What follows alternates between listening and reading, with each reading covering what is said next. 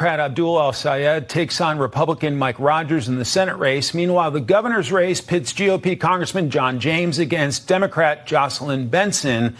And it comes as black voters in Detroit are ripping Democrats. Many say the party takes them for granted.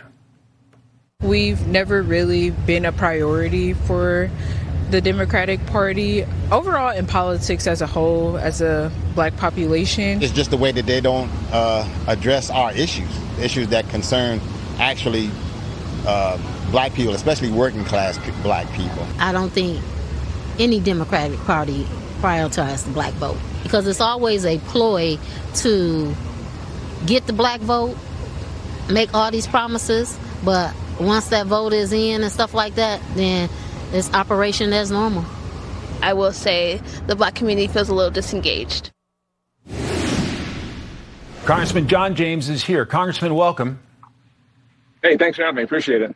So what do you make of those black voters in Detroit saying that the Democratic Party has either failed them or taken them for granted?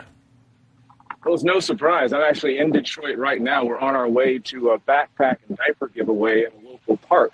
And as somebody who grew up in Detroit, as somebody who went to West Point, deployed to Iraq, and came back to Detroit to grow jobs leaving the Great Recession, I've heard these things for decades. We've seen too many things that stay the same, which is the reason why I'm talking about the same thing in Detroit that I talk around the whole state. We need to have excellent schools. We need to have safer streets.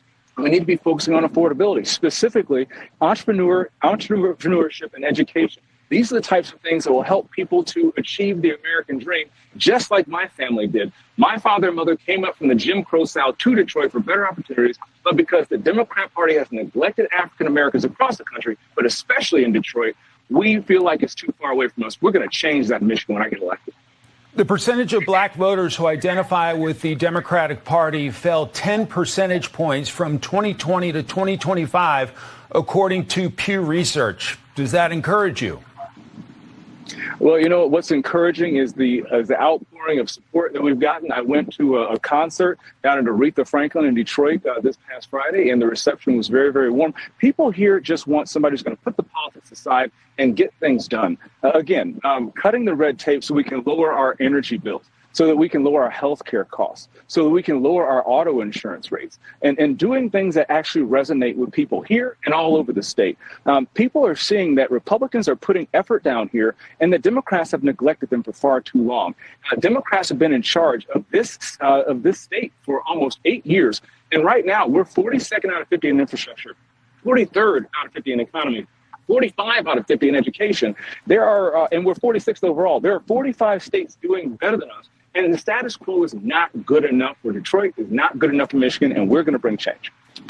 I want to put on the screen the Fox News power ranking for the battleground state of Michigan as you are running for governor in a very important race. And I'm curious what the energy is like there in battleground Michigan, showing basically the Fox News power ranking showing that Michigan's among those that is a toss-up state. So what's the energy like in the governor's race as you crisscross the great state of Michigan?